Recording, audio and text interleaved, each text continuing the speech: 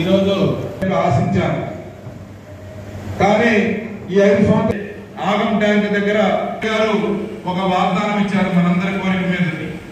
ప్రతి దాదాపు 18 మీకు కొంతమందికి అవగాహన లేకపోవచ్చు.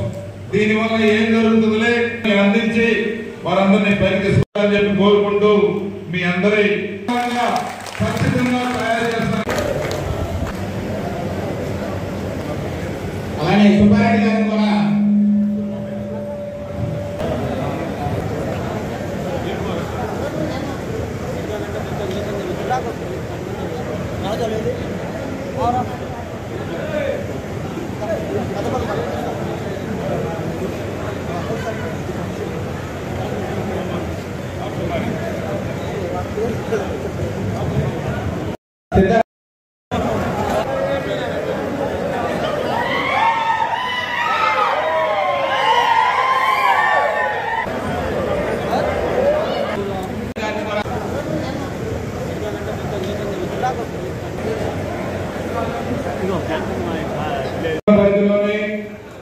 వివిధ గ్రామాల నుంచి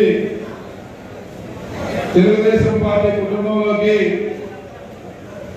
జాయిన్ కావడం కోసం విచ్చేసిన ప్రతి ఒక్కరికి పేరు పేరున హృదయపూర్వక నమస్కారాలు, అభినందనలు, ధన్యవాదాలు తెలియజేస్తున్నాను.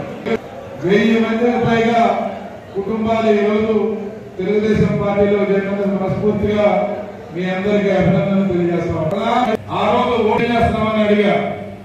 మీరు సమస్యను అర్థం చేసుకుని ఉండొచ్చు, చేయాలనే కోరుకుండొచ్చు, మీరు చెప్పినా జనం నమ్మరని చెప్పి క్యాజువల్ గా మాట్లాడుతున్నప్పుడు చెప్పాను. వారందరూ కూడా ఆ సమస్యని నా మనసులో బలంగా ముద్రించారు. నేను కూడా చూశాను. అందుకే ఒకటే కొత్త నిశ్చయం తీసుకున్నాను.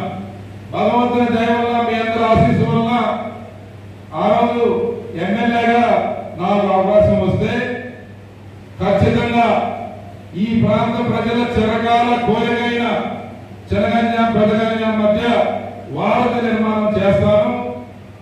ఒకవేళ నేను చేయలేకపోతే ఈ ప్రాంతంలో ప్రజల్ని ఓటు అడిగే నైతిక హక్కు నాకు లేదు.